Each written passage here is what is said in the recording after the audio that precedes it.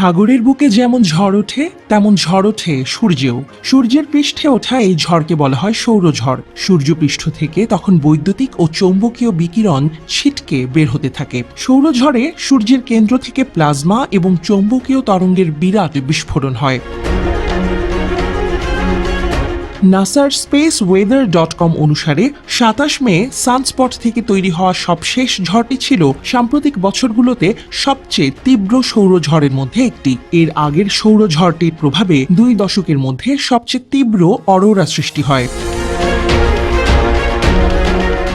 সৌরঝড়ের কারণে পৃথিবীতে এর মধ্যেই শর্ট ওয়েভ রেডিওতে বাধা সৃষ্টি হয়েছে। কিন্তু আসার কথা হচ্ছে, সূর্যের বুকে সবশেষ যে অগ্ন্যুৎপাত থেকে করোনাল মাস ইজেকশন হয়েছে তা আমাদের পৃথিবীকে প্রভাবিত করবে না, কারণ তা পৃথিবীর দিকে নয় বরং উল্টো দিকে হয়েছে। খবরটি জানিয়েছেন কলোরাডোর বোল্ডারের ন্যাশনাল সোলার অবজারভেটরির সৌর পদার্থবিদ রায়ান ফ্রেঞ্চ। তবে নাসার পূর্বাভাস আশার বাণী শোনালেও অনিশ্চয়তার কথা বলছে নোয়া। সংস্থাটি পৃথিবীতে সৌরঝড়ের একটি উল্লেখযোগ্য প্রভাবের আশঙ্কা করেছে। সৌর বিকিরণের এই তীব্র বিস্ফোরণ পৃথিবীর যেখানে প্রভাব ফেলবে সেখানে দেখা দেবে গভীর শর্টওয়েভ রেডিও ব্ল্যাকআউট। এর আগেও এমনটি হয়েছে।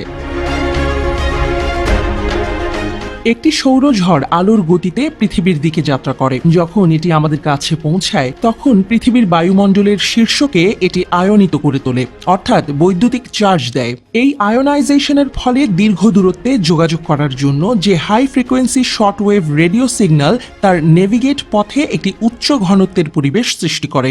সৌরঝড়ের চার্জযুক্ত কণার আঘাত থেকে সৃষ্ট ইলেকট্রনগুলো রেডিও তরঙ্গগুলোর সাথে আরো ঘন ঘন সংঘর্ষ করে। এর ফলে রেডিও সংকেতগুলো হ্রাস পায় বা সম্পূর্ণরূপে হারিয়ে যায়। সবশেষ সানস্পট নিয়ে বৈজ্ঞানিকদের মধ্যে এখনো উদ্বেগ রয়েছে, কারণ সেটি আগামী ৬ জুনের দিকে আবার পৃথিবীর দিকে মুখ ফেরাতে চলেছে। সেই সময়ে অগ্ন্যুৎপাতগুলো আরো কিছু ভূচৌম্বকীয় ঝড় তৈরি করতে পারে। আসন্ন ঝড়টি উত্তর মেরু ও এর নিকটস্থ অঞ্চলের স্কাই ওয়াচারদের দর্শনীয় অরোরা দেখার সুযোগ দিতে পারে, কিন্তু যোগাযোগ এবং নেভিগেশন সিস্টেমের অপারেটরদেরকে সম্ভাব্য বিঘ্নের জন্য প্রস্তুত থাকতে হবে। ১৯২১ সালের সৌরঝড়ে পৃথিবীর অকল্পনীয় ক্ষতি হয়েছিল। এতে পৃথিবীকে ঘিরে বিশাল আকৃতির চৌম্বক ক্ষেত্র বরাবর বড় বড় ফাটল দেখা দিয়েছিল। এসব ফাঁক দিয়ে বিষাক্ত সৌরকণা ও মহাজাগতিক রশ্মি প্রবেশ করে। আবার যদি এমন শক্তিশালী ঝড় হয় তবে তা আমাদের পাওয়ার গ্রিডগুলিকে প্রভাবিত করতে পারে। লো আর্থ কক্ষপথে স্থাপন করা স্যাটেলাইট ধ্বংস করতে পারে। সারা বিশ্বের যোগাযোগ বিঘ্নিত হওয়ার শঙ্কা রয়েছে।